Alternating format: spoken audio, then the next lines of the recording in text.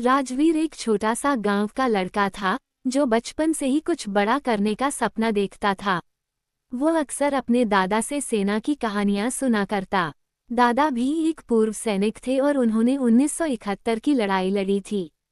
उनकी कहानियां सुनकर राजवीर के मन में देशभक्ति की भावना और भी गहरी होती चली गई। वो अक्सर अपनी छत पर खड़ा होकर आसमान की ओर देखता और सोचता, एक दिन मैं भी देश की सेवा करूंगा। गांव के लोग अक्सर उसका मजाक उड़ाते, कहते, राजवीर, तेरी जैसी कद काठी के लोग सेना में नहीं जाते, खेती कर, यही तेरा भविष्य है। लेकिन राजवीर अक्सर सुनने के बजाय खुद पर भरोसा करना सीख गया। वह सुबह 4 बजे उठकर दौड़ लगाता, एक्सरसाइज करता और फिर स्कूल जाता। पढ़ाई में भी वो उतना ही अच्छा था जितना खेल कूद में। उसकी मेहनत रंग लाई जब उसने नेशनल डिफेंस एकेडमी (NDA) की परीक्षा पास की।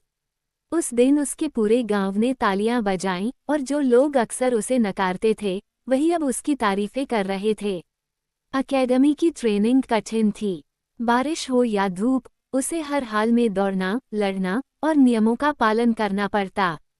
वो अक्सर थक जाता था, शरीर जवाब दे जाता, लेकिन दिमाग में दादा की कही एक बात गूंजती, सैनिक वो होता है जो आखिरी सांस तक लड़ता है। कुछ साल बाद राजवीर एक काबिल ऑफिसर बन गया। एक दिन उसे एक मिशन पर भेजा गया। आतंकियों का एक समूह सीमा के पास छिपा था। ऑपरेशन मुश्किल था, जंगल, अंधेरा और दुश्मन हर तरफ। टीम में डर था, लेकिन राजवीर अक्सर कहता, हम डर को नहीं, डर हमें देखेगा। हम भारत के सैनिक हैं। मिशन के दौरान गोलीबारी हुई। एक जवान घायल हो गया। राजवीर ने जान जोखिम में डालकर उसे बचाया।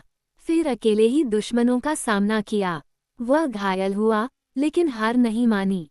जब ऑपरेशन खत्म हुआ, तो उसके साहस की चर्चा पूरे देश में हुई। आज राजवीर एक ब्रिगेडियर है।